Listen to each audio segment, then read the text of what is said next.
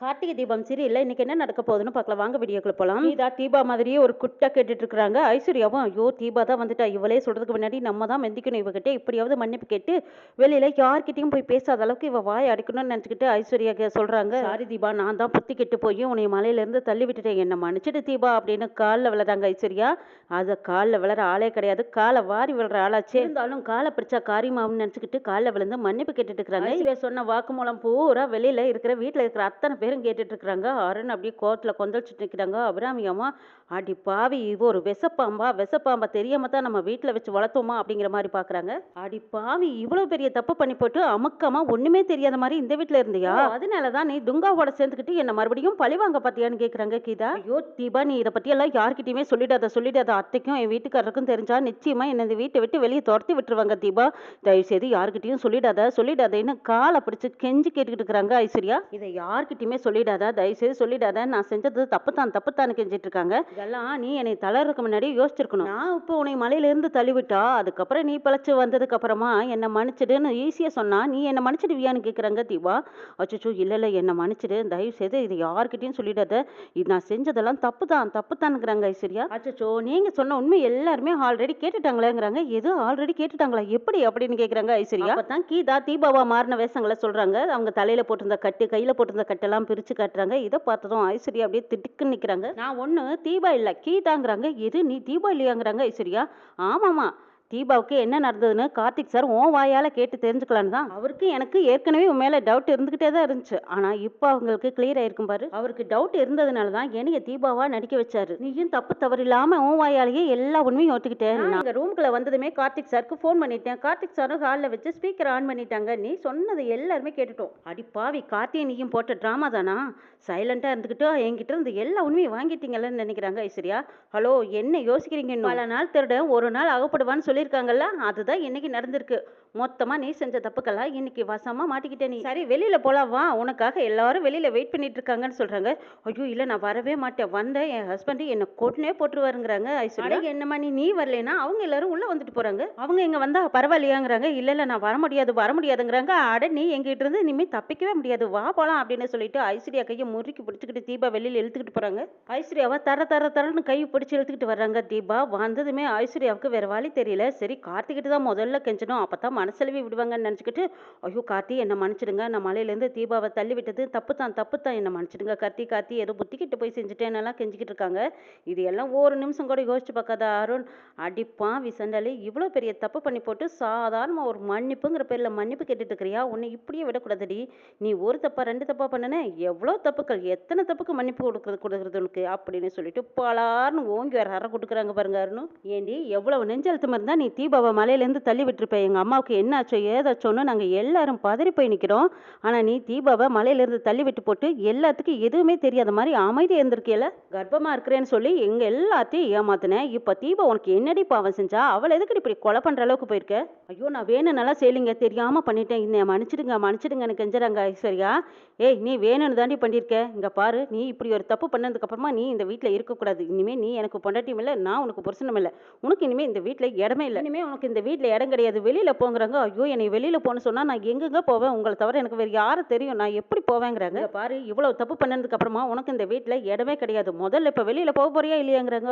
அருண் கிட்ட கெஞ்சி பிரயோஜனம் இல்லையே. சரி அத்தை கிட்ட கெஞ்சுவோன்னு சொல்லிட்டு அபிராமி கிட்ட கெஞ்சுறாங்க. அத்தை நான் செஞ்சதெல்லாம் தப்பு தான், நான் கர்ப்பம் இல்லைன்னு தீபா கண்டுபிடிச்சு என் வீட்டுக்காரர்கிட்ட என்னை மாட்டி விட்டுட்டு அவரு என்ன அடிச்சு போட்டாரு. அந்த கோபத்தை வச்சுக்கிட்டு தான் நான் இப்படியெல்லாம் பண்ணிட்டேன். இனிமே இந்த மாதிரி தப்பெல்லாம் செய்ய மாட்டேன், என்னை மன்னிச்சிடுங்கன்னு கெஞ்சுறாங்க. அடிச்சு முதல்ல கையை விடு. எவ்வளவு பெரிய தப்பு பண்ணி போட்டு இப்ப செஞ்ச தப்புக்கெல்லாம் நியாயப்படுத்திட்டு இருக்கியா? எப்போ கொலை செய்யற அளவுக்கு துணிஞ்சு போனியோ அதுக்கப்புறம் உனக்கு இந்த வீட்டுல இடம் கிடையாது. அதுவும் கொலைகாரிக்கு இந்த வீட்டுல இடம் கிடையாது, வெளியில போங்கிறாங்க. அபிராமி, நீ எல்லாம் ஒரு பொண்ணு தானா? ஏமா கொலை செய்யற அளவுக்கு போயிருக்கிறியா? அப்படி என்னமா என் பொண்ணு உனக்கு பாவம் பண்ணனான்னு தர்மலிங்கம் கேக்குறாங்க. நீ கர்ப்பமா இருக்கேன்னு எல்லாத்தையும் நம்ப வச்சு ஏமாத்தின, அதை கண்டுபிடிச்சு சொன்னது பெரிய ஒரு குத்தமா தப்பா? என் பொண்ணை பொறுத்த வரைக்கும் விரோதிகளுக்கு கூட அவன் நல்லதுதான் செஞ்சிருக்கா. ஆனா நீ செஞ்ச தப்பை எல்லாம் அவன் மன்னிச்சிருக்கா. நீ செஞ்சதையும் எங்ககிட்ட சொல்லி நாங்களே நீ செஞ்சது எல்லாம் நேரா பார்த்துருக்கோமே. வயிறு எரிஞ்சு சொல்றேன், என் பொண்ணுக்கு துரோகம் பண்ணன நீ நல்லாவே இருக்க மாட்டோமா? ஆண்டவன் நிச்சயமா உனக்கு கூலி கொடுப்பான்னு தர்மலிங்கம் வயிறு எரிஞ்சு சொல்லிக்கிட்டு இருக்காங்க. நல்லா சொல்லுங்கப்பா, இவ செஞ்சதெல்லாம் கொஞ்சம் நெஞ்ச பாவம் இல்லைங்கிறாங்க மீனாட்சி. தீபாங்காட்டி பொறுத்துட்டு இருந்தா. நானா இருந்திருந்தா நான் இவ்வளவு நாளெல்லாம் பொறுத்துட்டு இருக்க முடியாது. இவ உடம்பு ஃபுல்லா விஷம். இவள முதல்ல ஜெயிலுக்குள்ள தள்ளணும். இவள வெளியிலேயே விடக்கூடாது. ஏய் கார்த்தி, இன்னும் என்னடா வெயிட் பண்ணிட்டு இருக்க? நீ போலீஸ்க்கு ஃபோன் பண்ணி இவள உள்ள தள்ளி தூக்கு தண்டனை கொடுக்கட்டுங்கிறாங்க அருண். ஐயோ போலீஸா? தூக்கு தண்டனையான ஐஸ்வர்யா பயந்து மிரண்டு போய் நிக்கிறாங்க. இப்போ இன்னும் கொஞ்ச நேரத்துல சரவணன் வந்துருவாரு. அவருக்கு நான் அப்பவே ஃபோன் பண்ணிட்டேன்னு சொல்றாங்க கார்த்தி. ஐயோ என்னை இன்னும் ஒரு தடவையும் மன்னிச்சிடுங்க. நான் தெரியாம தப்பு பண்ணிட்டேன். இனிமே இந்த மாதிரி தப்பெல்லாம் பண்ணவே மாட்டேன் அப்படின்னு ஐஸ்வர்யா கெஞ்சிக்கிட்டு இருக்கிறாங்க. அனி உங்களுக்கு எத்தனை தடவை தான் மன்னிப்பு கொடுக்கறது? ரம்யாவோடையும் ரியாவோடையும் சேர்ந்துக்கிட்டு நீங்க எவ்வளவோ கெடுதல் பண்ணிட்டு இருந்தீங்க. அதையெல்லாம் சரின்னு மன்னிச்சேன். ஆனா தீபாவை மலையில இருந்து தள்ளி கொல்ல பார்த்திருப்பீங்கன்னு நான் நினைச்சு கூட பார்க்கல. நீங்களும் அருண் பிரிஞ்சிருந்த போது 2 பேர்த்தையும் ஒன்று சேர்த்து வச்சதே தீபா தான். அவங்களுக்கு போய் இப்படி ஒரு கெடுதல் நினைச்சிருக்கீங்களே அண்ணி. அவங்களுக்கு இவ்வளவு கெடுதல் நினைச்சதும் இல்லாம தீபா வீட்டுக்கு வர்றதுக்கு இல்லாம அந்த துங்கா கூட சேர்ந்துக்கிட்டு நீங்க தீபாவை தேடுறேன்னு என்னெல்லாம் வேலை பார்த்திருக்கீங்க. கூட நீங்க சுத்திட்டு இருந்ததை நான் பார்த்திருக்கேன். ஏன் இதெல்லாம் தெரிஞ்சு நான் எதுவும் பேசாம அமைதியா இருந்தேன்னு பாத்தீங்களா? உங்களை இதெல்லாம் தெரிஞ்சுக்கிட்டு ஒரு நாள் கையும் களவுமா பிடிக்கலான்னு தான் நான் காத்துட்டு இருந்தேன். உண்மையை ரொம்ப நாளைக்கு மறைக்க முடியாது. இப்போ நீங்க உங்க வயலே உண்மையெல்லாம் சொல்லிட்டீங்க பாத்தீங்களா?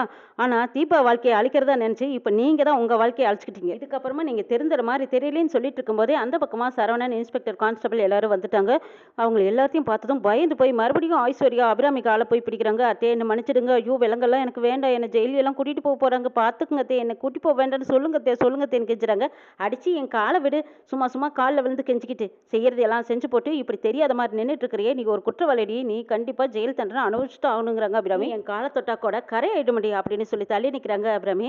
இன்ஸ்பெக்டர், அவளை இன்னும் என்ன பார்த்துட்டு இருக்கிறீங்க? அவளை கூட்டிட்டு போய் என்கவுண்டர் பண்ணுங்க, அப்பதான் எனக்கு நிம்மதிங்கிறாங்க அருண். அத்தத்தை புத்தி கிட்டி போய் இப்படி எல்லாம் செஞ்சுட்டேன், தயவுசெய்து சொல்லுங்கத்தேன்னு சொல்றாங்க. அங்க சரவணன் லேடி கான்ஸ்டபிள் கூட்டிட்டு வந்து அவங்க கையில விளங்க மாட்டுங்கன்னு சொல்றாங்க. ஐஸ்வர்யா கெஞ்சுறாங்க, சத்தம் போட்டு கதறிக்கிட்டு இருக்கிறாங்க. இந்த பருமா வாய மூடு, இல்லைன்னா பலார்னு கன்னத்திலே ஓங்கி ஒரு அரை விட்டுருமா. தில்லுமல் பண்ணிருக்கேன்னு எனக்கு தெரியும். அப்புறம் கார்த்தி, நான் இப்ப இழுத்துக்கிட்டு போறேன், நீங்க வந்து ஸ்டேஷன்ல முறைய கம்ப்ளைண்ட் எழுதி கொடுத்துட்டு வாங்கங்கிறாங்க. சரிங்கிறாங்க. லேடி கான்ஸ்டபிள் இழுத்துக்கிட்டே போறாங்க. ஐஸ்வர்யா திருன்னு முறைச்சுக்கிட்டு வெறியோட போயிட்டு இருக்காங்க. அப்பவும் எல்லாத்தையும் முறைச்சுக்கிட்டு தான் போறாங்க. ஐஸ்வர்யா செஞ்ச தப்புக்கு மன்னிப்பு கேட்ட மாதிரி நடிச்சிட்டு மறுபடியும் கோவத்தோட போயிட்டு இருக்காங்க. வாமா, இன்னும் என்ன திரும்பி பார்த்துட்டு இருக்கிற, வா முதல்ல அப்படின்னு கான்ஸ்டபிள் அதட்டி மிரட்டி உருட்டி கூட்டிட்டு போறாங்க. எப்படியோ வளைச்சு இழுத்துக்கிட்டு போயிட்டாங்க. அபிராமி சொல்றாங்க, அடைச்சி இந்த ஐஸ்வர்யா இவ்வளவு பெரிய பாவத்தையும் துரோகத்தையும் பண்ணுவான்னு நான் நினைச்சு கூட பார்க்கலைங்கிறாங்க. எப்படியோ உண்மை என்னன்னு தெரிஞ்சுக்கிட்டோம்ல, அதுக்கப்புறமா இவ செஞ்ச தப்புக்கெல்லாம் போய் ஜெயில தண்டனை அனுபவிக்கிட்டோம்.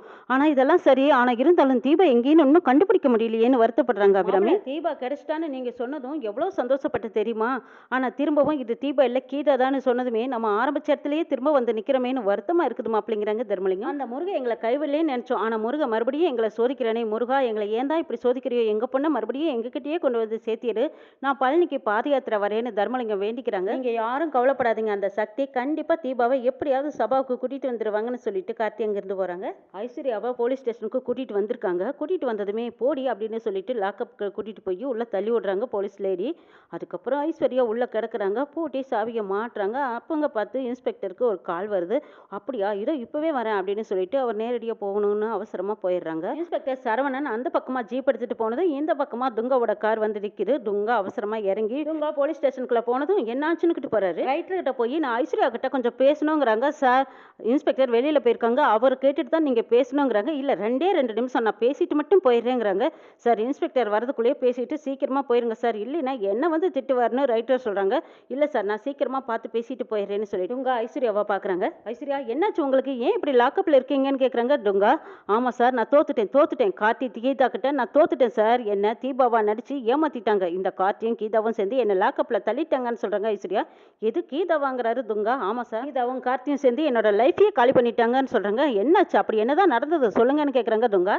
நடந்ததெல்லாம் ஒன்று விடாமல் ஐஸ்வர்யா சொல்லிட்டு இருக்காங்க. இந்த கீதா தீபாவா நடித்து என்னை ஏமாற்றி என்னை தனி ரூமுக்கு கூட்டிகிட்டு போய் என்ன நடந்தது சொல்லுன்னு என்னை ஏமாற்றி மிரட்டி உண்மையெல்லாம் வாங்கிட்டான். அதுக்கப்புறமா வெளியில் எல்லாரும் ஸ்பீக்கரில் நான் பேசிகிட்டு இருந்ததை கேட்டுட்டாங்க.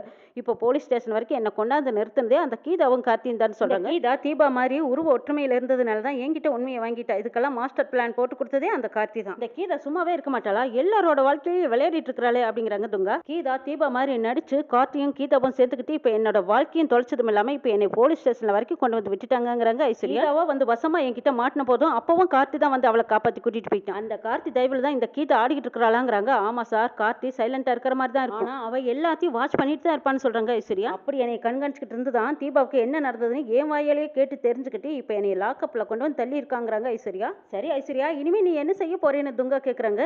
கண்டிப்பா சத்தியமா இனிமே அந்த வீட்டுக்குள்ள என்னால போகவே முடியாது. என் மாமியார் இனிமே என்ன சேர்த்துக்கவும் மாட்டா. ஒரு சாருன்னு சொல்லவே வேண்டாம். வேண்டாம். என்ன கண்ணுல கண்ட துண்டமா வெட்டி எறிஞ்சிருவான். எல்லாத்துக்கும் காரணம் அந்த கார்த்தி தான். அவனால தான் இப்ப என்னோட வாழ்க்கையவே நான் இழந்துட்டு வந்து இந்த ஸ்டேஷன்ல நிக்கிறேன். சார் எனக்காக ஒரு உதவி செய்வீங்களான்னு ஐஸ்வர்யா துங்கா கிட்ட உதவி கேட்கறாங்க. சொல்லு ஐஸ்வர்யா, உனக்காக நான் என்ன செய்யணும்? செய்யறேங்கிறாங்க துங்கா. சார் அந்த கார்த்திக்கு தீபான்னா உயிர். எக்காரணத்தை கொண்டு அந்த தீபா அவன் கண்ணுல படக்கூடாது. அவனுக்கு கிடைக்கவும் கூடாது. கிடைக்கணுங்கிறக்காக அவன் கச்சேரி ஒண்ணு ஏற்பாடு பண்ணி வச்சிருக்கான் பாருங்க. அந்த கச்சேரி நடக்கக்கூடாது. தீபா அவனுக்கு கிடைக்க கூடாது. எல்லாமே மீறி அவ பாடுறதுக்கு வந்துட்டான்னா அவளை கொன்னுடுங்க சார். அப்பதான் நம்ம அவளை பழி வாங்கின மாதிரி இருக்கும். என் வாழ்க்கையை இழந்து நான் தவிக்கிற மாதிரி அவன் பொண்டாட்டி இழந்து அவன் தவிக்கணும். அப்பதான் சார் என் மனசு ஆர்வம் அடங்குங்கிறாங்க ஐஸ்வர்யா. கவலைப்படாதீங்க ஐஸ்வர்யா, வெள்ளிக்கிழமை கண்டிப்பா அந்த தீபா பாடுறதுக்கு வரமாட்டா. நீங்க ஒன்றும் கவலைப்படாதீங்க, மற்றதெல்லாம் நான் பாத்துக்கிறேன்னு சொல்லிட்டு துங்க அங்கிருந்து போறாங்க.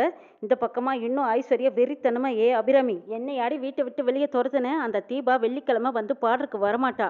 அவ வரலையேங்கிற ஏக்கத்திலையும் தவிப்புலையும் நீ அங்கேயும் உன் உயிரை விடணும். நீ உயிரை விடுறத பார்த்து அந்த கார்த்தி அவர்த்துக்கே அங்கேயே கத்தி கதறணுண்டி. குடும்பமே அவமானத்தால கூனி குறுகி அவர்த்துக்கே அசிங்கப்பட்டு நிக்கணும்னு நினைச்சிட்டு இருக்காங்க ஐஸ்வர்யா. அபிராமி வீட்டுல அபிராமி அம்மா ஓடி வராங்க. டே அருண், என்னடா பண்ணிட்டு இருக்கேங்கிறாங்க. இல்லம்மா, இந்த ஐஸ்வர்யா யூஸ் பண்ணன எந்த பொருளுமே இனிமே இந்த வீட்டுல இருக்கக்கூடாது அப்படின்னு ஐஸ்வர்யா பொருள் எல்லாம் எடுத்துட்டு வந்து வெளியில தீப்பத்தி வைக்கிறாங்க. ஐஸ்வர்யாவோட பொருள் எல்லாம் இந்த வீட்டுல ஒரு நிமிஷம் கூட, ஒரு பொருள் கூட இந்த வீட்டுல இருக்கக்கூடாது அப்படின்னு வெளியில தூக்கி போட்டு அருண் கொளுத்திக்கிட்டு இருக்கிறாங்க.